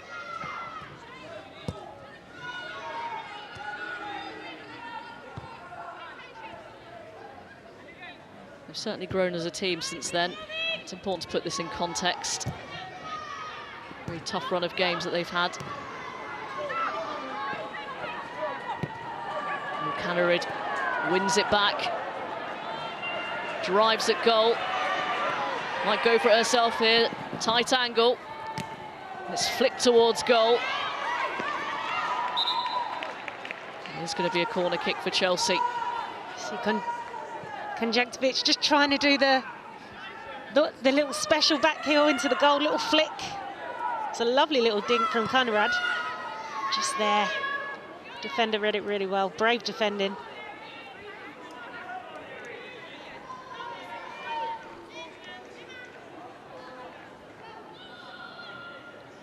Quarter of an hour still to go. Cuthbert with the corner. Kerr took a swing at it. Leupolz. Charles. Put out of play by Cook. Another Chelsea corner.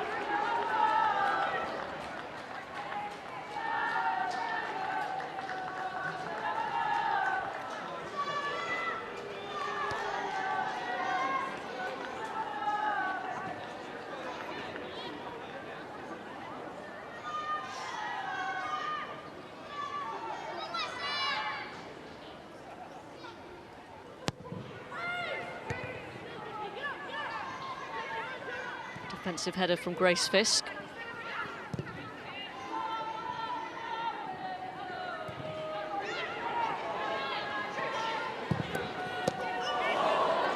Turned aside by Mackenzie Arnold, retrieved by Eriksson. As West Ham were appealing for something anyway, a corner, a goal kick, they all stopped. Got the shot away, bottom corner, and Arnold did excellently there just to parry it out, but Eriksson the first to react. West Ham were trying to claim, but again, not playing to the whistle, nearly caught them out again. Someone's having a good time. Cankovic, away by Brynjarsdottir. Abdelina with the shot charged down by Snurler. Eriksson, now Kerr. Flag has gone up.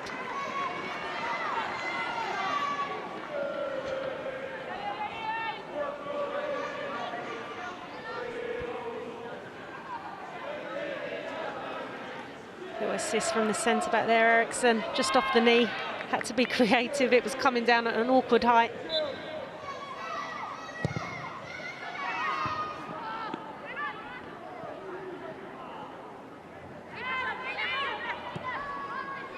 Snurler's done well to keep hold of that.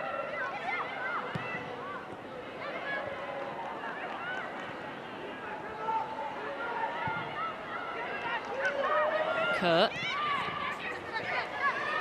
Leupolz.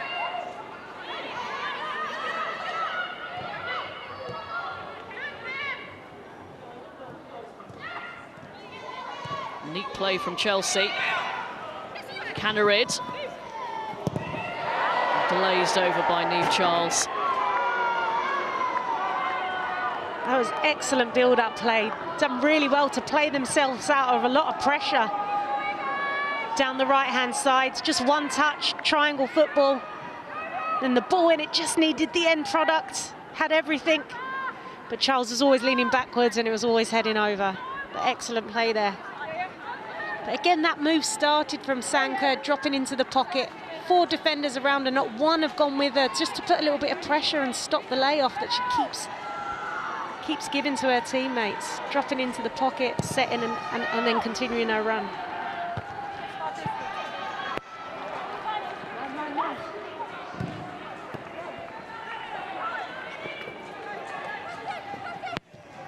Impressive touch from Smith. Here's Brynjarsdottir. Canarid. Composed, confident. It's coming on. Leupolz.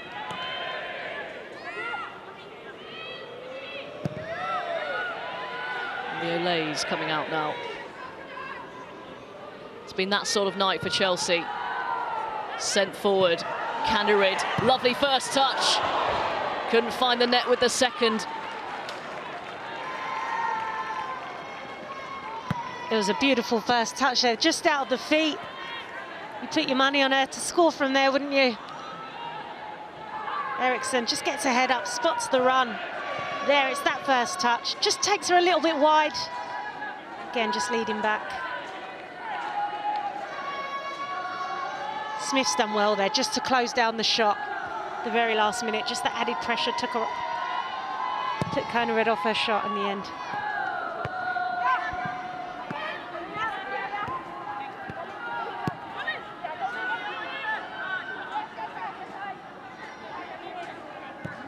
I think defensively Chelsea have been untouched, under no real pressure at all.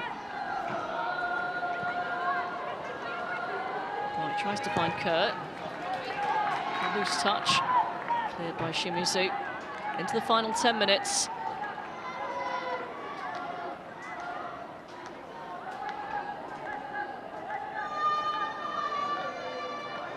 Difficult evening, to say the least, for West Ham United.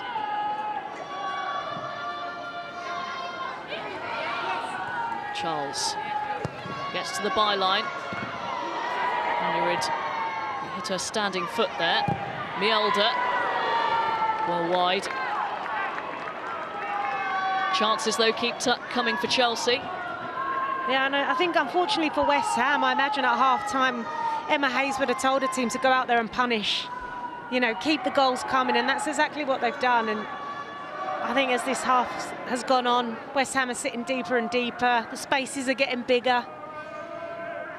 It's just all a bit too easy. A really professional performance from Chelsea, though. Always slightly wary when the manager pours praise in her pre-match press conference, saying how great she thinks West Ham are. And it's always a slight warning sign. And yes, you're absolutely right, Jenna. They've kept their foot on the gas. There's been no let up. There's been no, oh, okay, let's just have a rest now. We can just, you know, hold on to the ball a bit. And I think it's credit to the whole squad as a whole. You know, the challenge for places is really up there. You know, they could probably field 2 teams that would all start in the WSL. So they all know that they're fighting for their spaces every time they step on the pitch, and that helps with those levels. But West Ham are a very good team, and they will bounce back from this, no doubt. This is where they'll take their bigger lessons.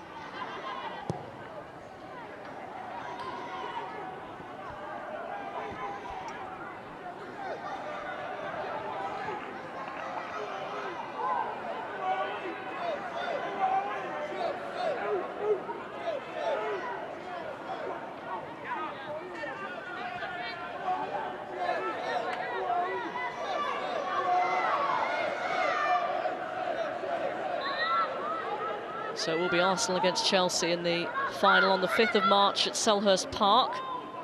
7 days previously, they'll meet each other in the 5th round of the FA Cup.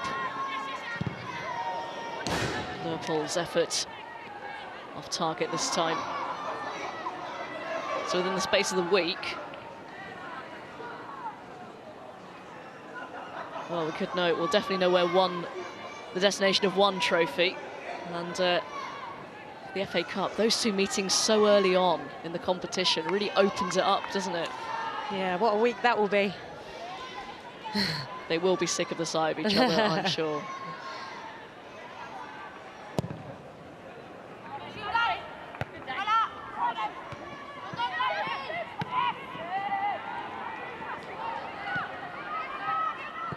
Longhurst.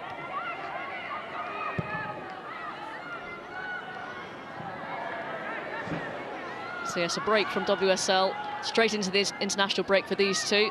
So a reduced fixture list this weekend, but a couple of very big games. Arsenal against Manchester City, and on Sunday, Spurs against Man United. Yes, at the Tottenham Hotspur Stadium. I think they're expecting a big crowd there. Sunday, 12 o'clock kickoff.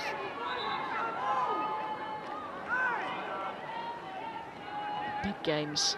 The race for the Champions League places.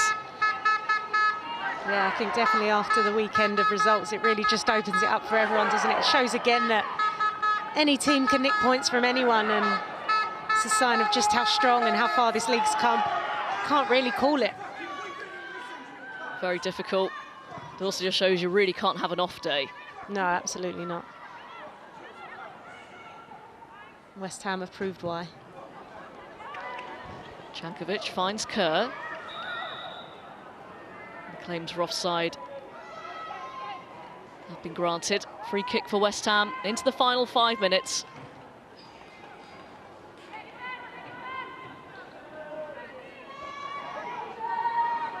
Yet another cup final for Emma Hayes and Chelsea. One domestic double last season. Hoping to get the treble this time around.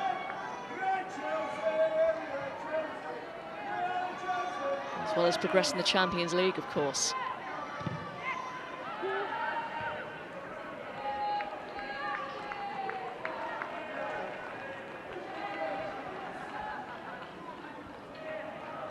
Exactly why Emma Hayes needs to rotate her squad.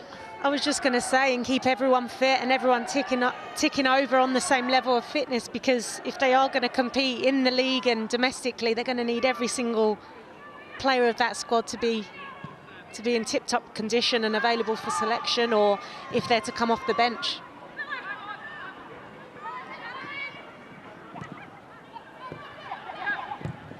think other than the injury to Pernille Harder, they're pretty much there. Just have to wait and see on Fran Kirby, of course. Yeah. To come off just at the end of the first half.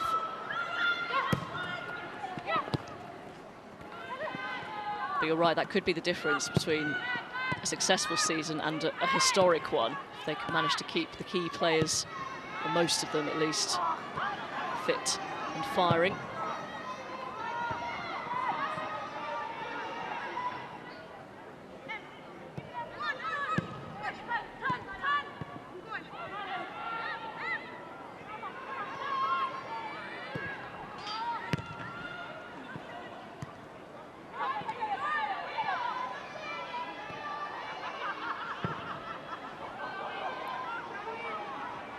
Rusa Shimizu.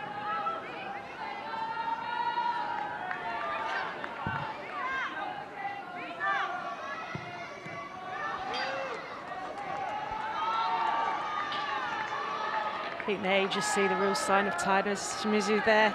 3 Chelsea players, but one teammate has come to help her out, and in the end it's just a tired pass.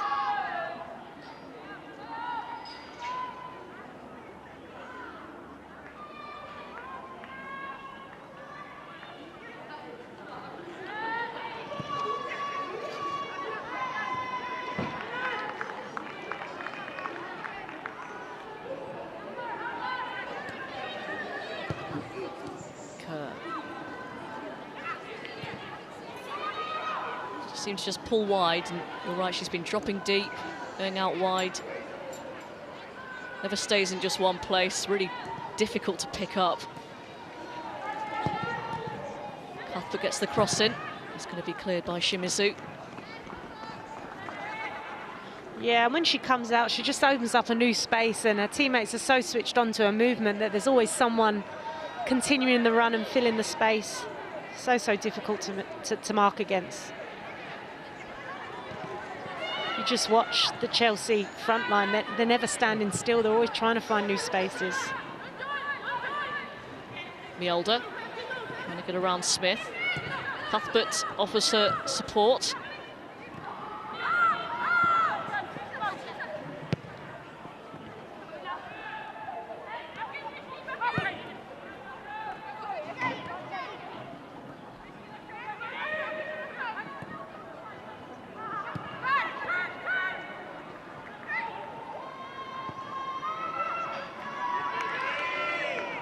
Charles wins it back really well for Nuke Denton. Chankovic. Cleared by Cook.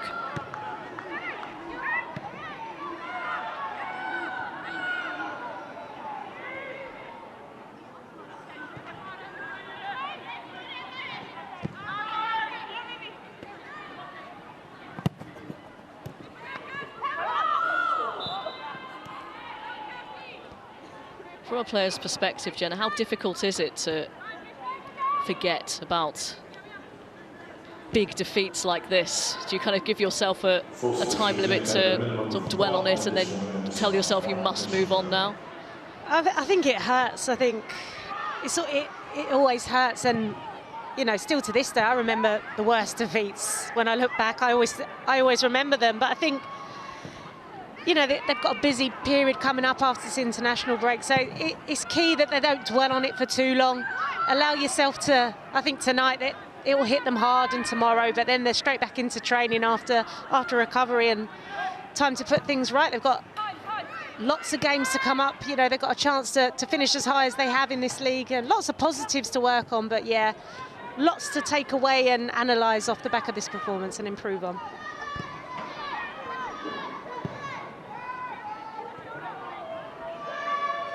1 minute of added time, almost up the Chigwell Construction Stadium, where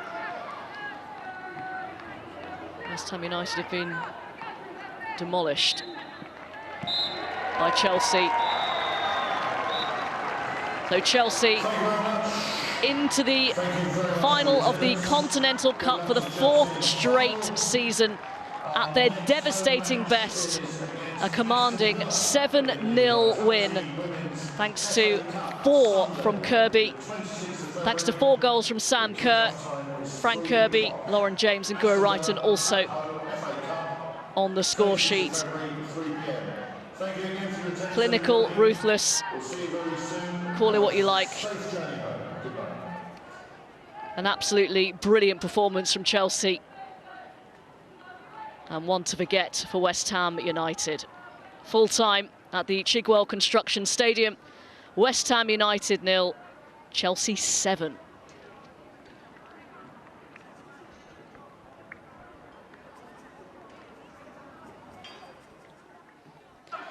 And a reminder of the goals that sealed safe passage to the final of the Continental Cup for Chelsea.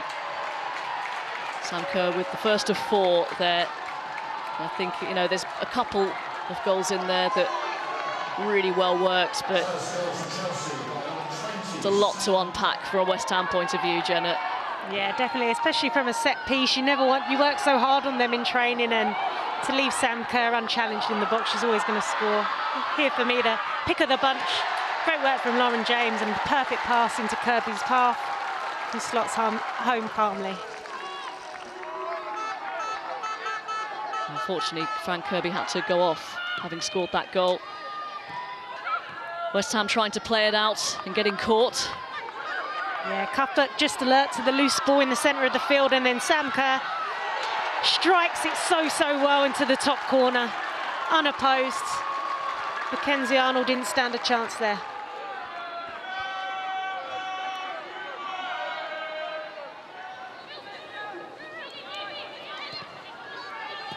Another goal that West Ham will feel they could have done a little bit better with. Like Sissoko, maybe a tad unfortunate there. Looked like she'd got the defensive action in, but slightly unlucky ricochet perhaps.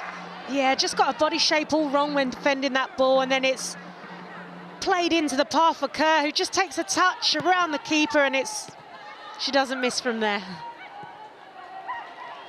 And the goals kept coming in the second half, and a deserved one for Lauren James. Yeah, picks it up outside the box and just glides past the defender. Only had one thing on her mind there. Here it is, just outside of the right boot, and slots it home. Unfortunate Mackenzie Arnold there, just goes in off of her back, spins in.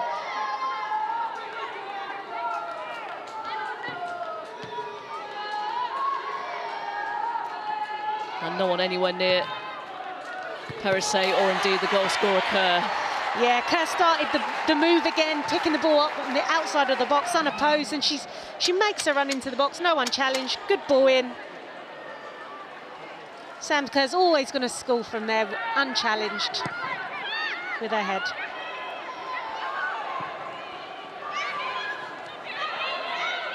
And this rounded it off. When your luck's out, your luck's out. Yeah, back to goal right, and just rolls it off the back onto her shot, gets her strike off again, unopposed, and it's unfortunate for West Ham, deflected into the net.